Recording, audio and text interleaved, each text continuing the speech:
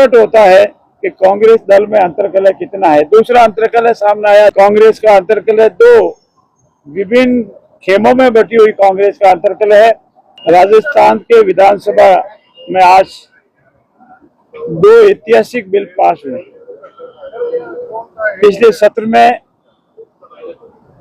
राजस्थान में विभिन्न जिलों में और विशेषकर कोटा, सीकर, जयपुर में हो रहे कोचिंग सेंटरों को लेकर के जो बिल आया था उस पर डिबेट हुई थी, फिर प्रवर समिति को भेजा गया था।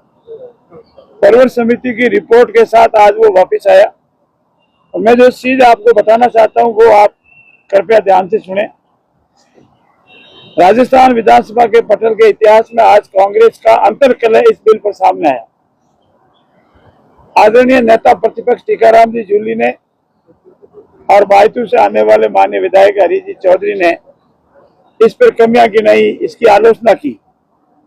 उसी जगह सीकर से आने वाले माननीय विधायक राजेंद्र जी पारिक जो सबसे वरिष्ठ है और जो कमेटी के मेंबर भी थे, उन्होंने पूरी तरह से इस बिल को जनता के, विद्यार्थियों के, अभिभावकों के, कोचिंग सेंटरों के हित में बताया और जितनी बातें प्रतिपक्ष के नेता ने कही उनका पूरा जवाब तथ्यों के साथ दिया। तो इससे प्रकट होता है कि कांग्रेस दल में अंतर्कलह कितना है। दूसरा अंतर्कलह सामने आया जब स्मार्ट मीटर पर उन्होंने बिना किसी व्यवधान के, बिना किसी कारण के व्यवधान करने का या नारे लगाने का प्रयास किया, तो उनके ही सदस्यों ने कहा ये तो हमारी लाई हुई योजना है, हमारे द्वारा ही प्रारंभ किया है, हमारे द्वारा ही टेंडर दिए हुए हैं और आप इस तरह से कैसा ऐतराज कर रहे हैं। ये अंतर्कलह धीरे धीरे आप आगे और देखेंगे। ये कांग्रेस का अंतर्कलह दो विभिन्न खेमों में बटी हुई कांग्रेस का अंतर्कलह है। हमारे जो विद्यार्थी डिप्रेशन में चले जाते थे, आत्महत्याएं कर लेते थे, अनावश्यक रूप से फीस वसूली जाती थी, फीस रिटर्न नहीं की जाती थी, कई छोटी जगहों में बहुत जगह बच्चों को रखा जाता था, इन सब पर अंकुश लगेगा। नियमित फैकल्टी होगी, बच्चों की सुनवाई होगी, रजिस्ट्रेशन जरूरी है, एज का ग्रुप कितना है, फीस कितनी ली जा रही है, अगर बच्चे ने छोड़ दी तो फिर रिटर्न क्यों नहीं की जा रही है, उसमें वो सब सुविधाओं का इस्तेमाल करना होगा जिससे एक विद्यार्थी कोचिंग सेंटर में जावे तो फ्री होकर के जावे, उस माइंडर को ओवरबर्डन नहीं हो। और ये हमारे राजस्थान के लिए भविष्य में कभी भी हम प्रार्थना करते हैं कि बच्चे आत्महत्याएं नहीं करें, डिप्रेशन में जावे और हमारा कोचिंग सेंटर जो हमारी धरोहर है वो भी इसी तरह चलते रहे। ये हमारा इस मुख्य उद्देश्य है। धन्यवाद। इसमें एक प्रोविजन ये भी था 16 साल वाला जो था कि केंद्र की गाइडलाइन थी, उसमें भी ये था कि कम से कम जो 16 साल से कम का बच्चा है। समझ गया गोवर्धन जी आपका प्रश्न। इसका जवाब कांग्रेस के वरिष्ठ नेता राजेंद्र जी पारिक ने बखूबी दिया और उन्होंने ये कहा कि राजस्थान में जितने भी सभी जगह और हिंदुस्तान के अन्य प्रदेशों में जितने भी कानून बने उनमें सब में 14 साल की उम्र है और हम सब ने पूरी स्टडी करके मेरे सलाह पर इस बिल में 14 साल की एज रखी है। वो जो केंद्र का जो प्रपोज बिल है वो एक गाइडलाइंस है, वो कोई मैंडेटरी नहीं है और इसका विधिवत जवाब आदरणीय राजेंद्र पारिक ने तथ्यों के साथ दिया है। धन्यवाद।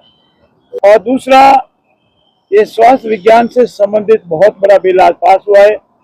हमारा जो SMS हॉस्पिटल है वो बहुत ही अच्छा है, एशिया में सबसे अच्छा बता रहे हैं, लेकिन इस पर ओवरबर्डन, इसके विकल्प के रूप में और एम्स की तर्ज पर जितनी सुविधाएं एम्स में मिलती है वैसी उन्हीं सुविधाओं के आधार पर हमारा जो आयुष है उसको हम तैयार करेंगे। फैकल्टी जैसे अभी माननीय मंत्री जी ने बताया 1000 करोड़ रुपए इसके लिए माननीय मुख्यमंत्री जी ने दिए हैं, 1500 बेड है, एक्सपर्ट फैकल्टी आएगी, 3000 करोड़ का एक्सीलरेटर है, जितनी भी सुविधाएं मेडिकली जो मेडिकल टर्म में पुकारी जाती है वो सभी होता है। उसके लिए मैं आज विशेष रूप से यशस्वी मुख्यमंत्री जी का आभार व्यक्त करूंगा कि जयपुर में एक एम्स की तरफ पर बहुत अंतर्राष्ट्रीय स्तर की मेडिकल सुविधाएं मिलेगी और इसे मेडिकल टूरिस्ट भी मिलेंगे जो इलाज कराने के लिए आते हैं, वो मिलेगा जिससे GDP बढ़ाने में सुविधा होगी।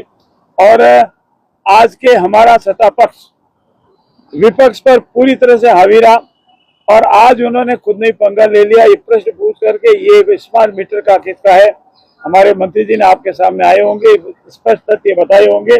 स्मार्ट मीटर की उनकी ही योजना है और वो ही आज घेरे गए।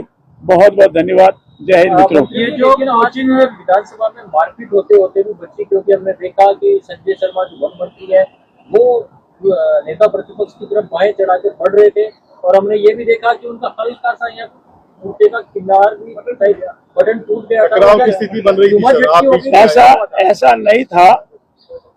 हमारे माननीय मंत्री संजय जी वहीं खड़े थे और लगा किसी को वो इस तरह से, हमने उनको इशारा किया तो उनका कोई इरादा नहीं था, ना किसी वेल में अलग इरादा था।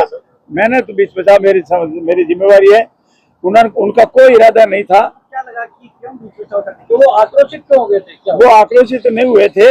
वो टीकाराम जी ने कोई बात की जिसको मैंने नहीं सुना, मैं इसलिए बिना सुने कुछ कह नहीं सकता, उसका उन्होंने खड़े खड़े जवाब दिया था। इतना अवश्य हुआ था, लेकिन जगह से नहीं उठे। जगह से कोई उठ नहीं तो चूंकि माननीय अध्यक्ष महोदय ने हाउस एडजॉर्न कर दिया था, इसलिए वो थोड़े से अपनी सीट की आगे की तरफ आए। बाकी कोई इरादा नहीं था, न कभी ऐसा कोई इरादा रहा है। जो सब इंस्पेक्टर भर्ती के जो प्रभावित अभ्यर्थी हैं चाइनीज को सिंगल इस विषय में अभी 2 दिन इंतजार कीजिए। इस विषय नहीं, मेरे को जानकारी नहीं है, इसीलिए तो इंतजार कीजिए। इसका जवाब भी समय पर आपको मिल जाएगा। Thank you. अच्छा, ये जो